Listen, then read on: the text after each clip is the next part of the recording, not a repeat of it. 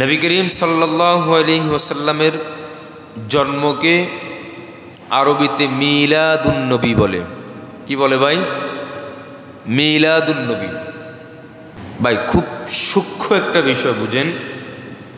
মিলাদ অর্থ জন্ম, আর নবী মানে এখানে উদ্দেশ্য মুহাম্মদুর রাসূলুল্লাহ সাল্লাল্লাহু আলাইহি সাল্লাম। দুটাকে একসাথে মিলাই মিলাদুন নবী অর্থ পেয়েছি মুহাম্মদুর রাসূলুল্লাহ সাল্লাল্লাহু আলাইহি ওয়াসাল্লামের জন্ম।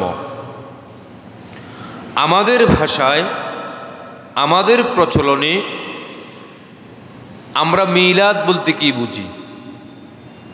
আমরা মিলাদ বলতে বুঝি একজনকে দাওয়াত করলাম, তিনি আমাদের ঘরে গেল, কিছুক্ষণ তিনি দোয়া দুরুদ পড়লেন, এরপর একটা মুনাজাত করলেন, খাওয়ার দাওয়ার মেহমানদারির ইন্তজাম করলেন। মিলাদ বলতে আমরা এটাই তো বুঝি।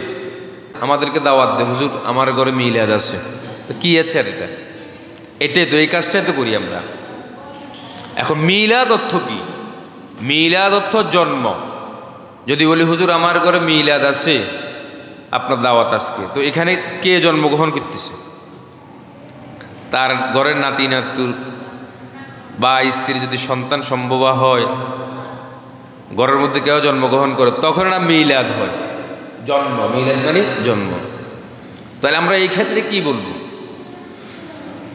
আমরা এটা বলতে পারি, হুজুর আমাদের ময় মুরব্বী যারা দুনিয়া থেকে বিদায় হয়েছে তাদের জন্য দোয়া করব, আজকে আপনার দাওয়াত, আমার ঘরে আপনি মেহমান হবেন।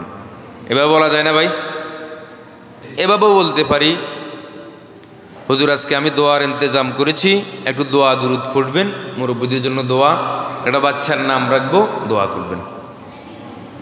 অর্থের দিক থেকে লক্ষ্য করলে এভাবেই বলা দরকার। কারণ মিলাদ অর্থ জন্ম, এখানে তো কারো জন্ম হইতেছে না, হইতেছে মসজিদ দোয়া করি, জন্ম হইতেছে না।